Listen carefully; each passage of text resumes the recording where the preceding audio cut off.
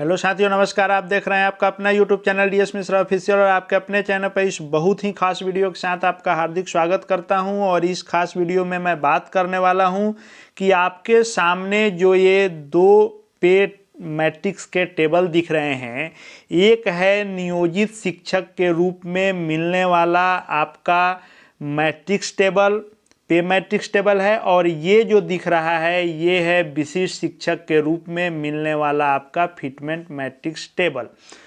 तो इन दोनों को हम लोग देख रहे हैं, लेकिन इस वीडियो में हम लोग जानेंगे कि आखिर ये नियोजित शिक्षक के रूप में मिलने वाला पे मैट्रिक्स टेबल और यह विशिष्ट शिक्षक के रूप में मिलने वाला फिटमेंट मैट्रिक्स टेबल, इन दोनों में क्या मूल अंतर है, कौन कौन से अंतर हैं दोनों के इस लेवल में और इंडेक्स में, इन सब में क्या अंतर है उस पर बात करने वाला हूं।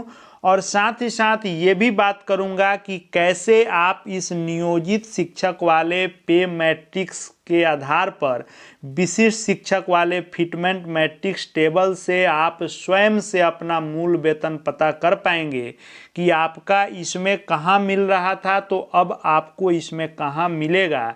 इस संदर्भ में इस महत्वपूर्ण वीडियो में खास बात करने वाला हूं, ताकि आप स्वयं से कंफर्म हो सकें कि जो भी नियोजित शिक्षक साथी विशिष्ट शिक्षक के रूप में योगदान किए हैं या आगे करेंगे, उनका मूल वेतन कितना होगा आप स्वयं से पता कर सकेंगे।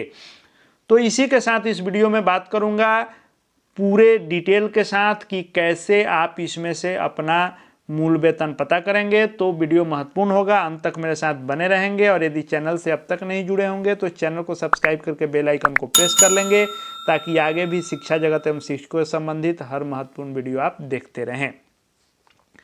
तो ये जो आप देख रहे हैं नियोजित शिक्षक वाला, ये है पे मैट्रिक्स और ये है फिटमेंट मैट्रिक्स टेबल। इस दोनों में सबसे पहला अंतर यह है कि यह है पे मैट्रिक्स टेबल आपका जो बना हुआ था 15% वृद्धि पर, तो इसको कहते हैं पे मैट्रिक्स टेबल और इसको कहते हैं फिटमेंट मैट्रिक्स टेबल। यानी किसी मैट्रिक्स टेबल को इसमें फिट बैठाना है। यानी नियोजित शिक्षकों को जो वेतन संरक्षण का लाभ दिया गया, तो चूंकि वेतन संरक्षण का आपको लाभ दिया गया है, तो वेतन संरक्षण के लाभ के आधार पर आपको इस नियोजित शिक्षक वाले पे मैट्रिक्स के आधार पर इस मैट्रिक्स टेबल में आपको फिट बैठाना है, इसलिए इसका नाम है फिटमेंट मैट्रिक्स टेबल।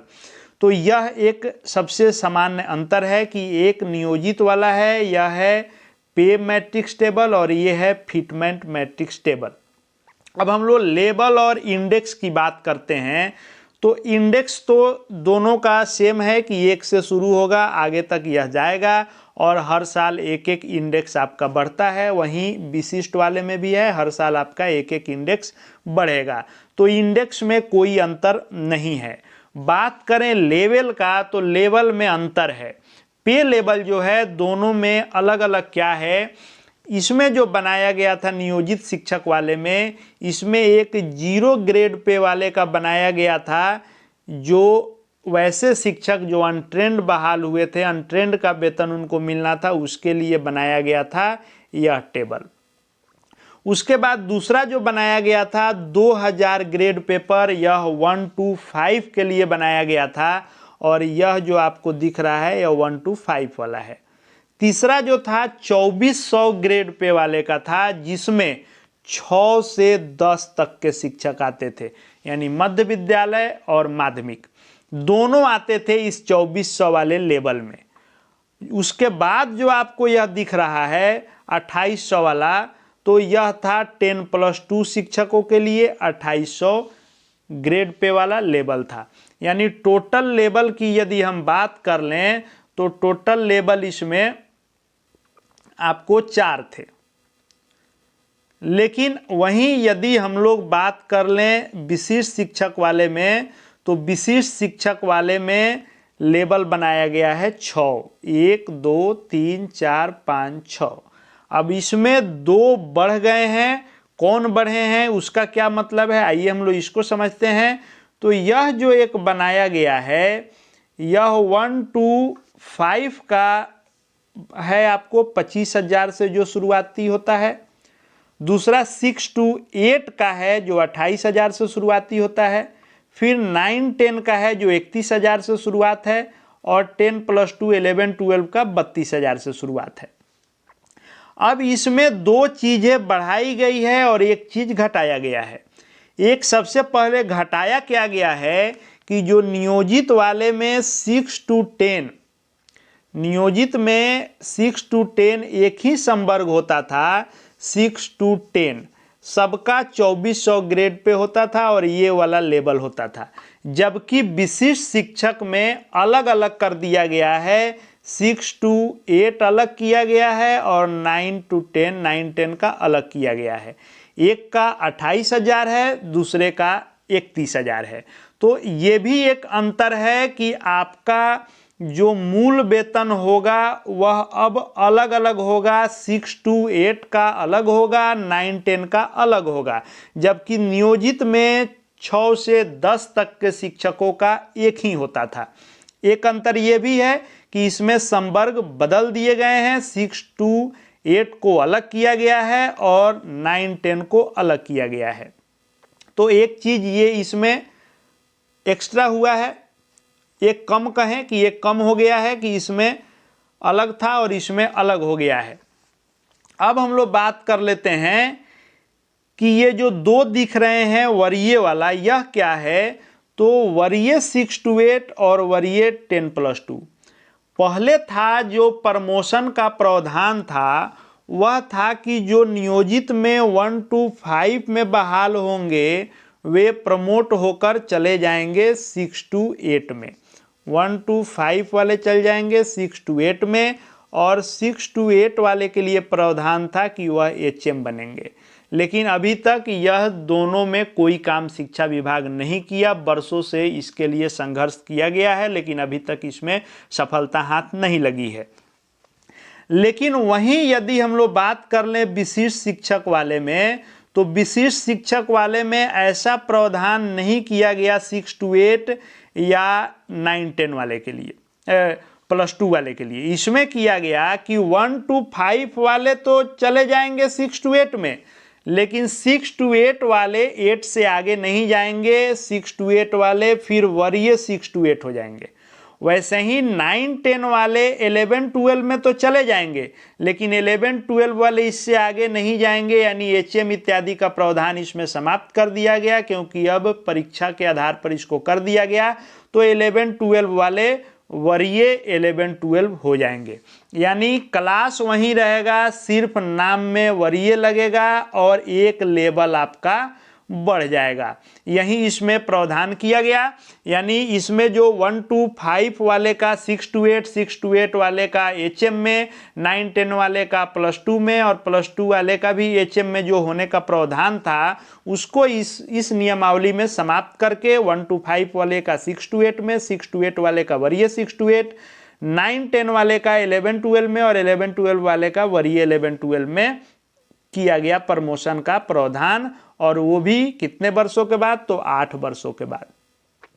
तो ये हो गया मूल अंतर आपके इन दोनों फिटमेंट मैट्रिक्स टेबल के आधार पर।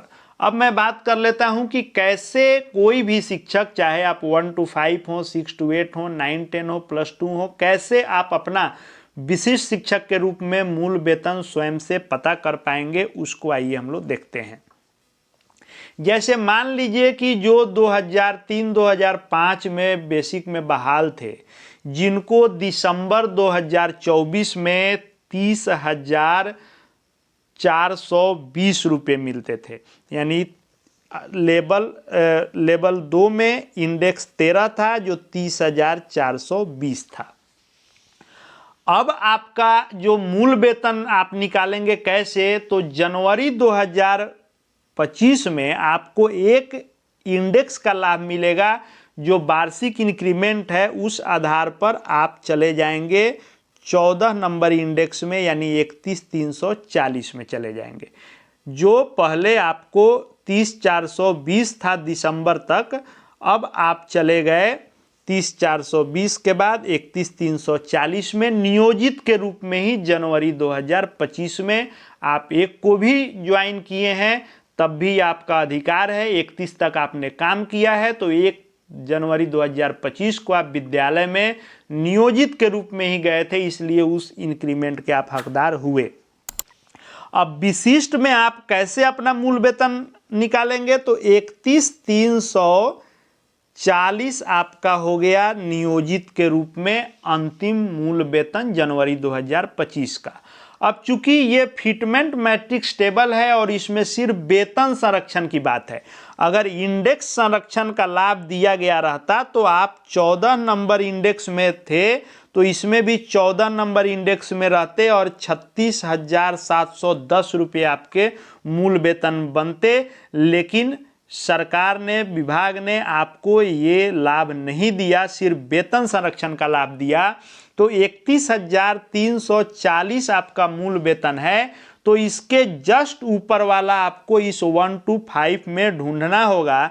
तो 31,340 के जस्ट पास में है 31,670 जो 9वें इंडेक्स में है। आपको 14 से 9 पर आप आ जाएंगे, लेकिन सैलरी का जो मूल वेतन है उसको संरक्षित करना है तो आपका 31,670 हो जाएगा।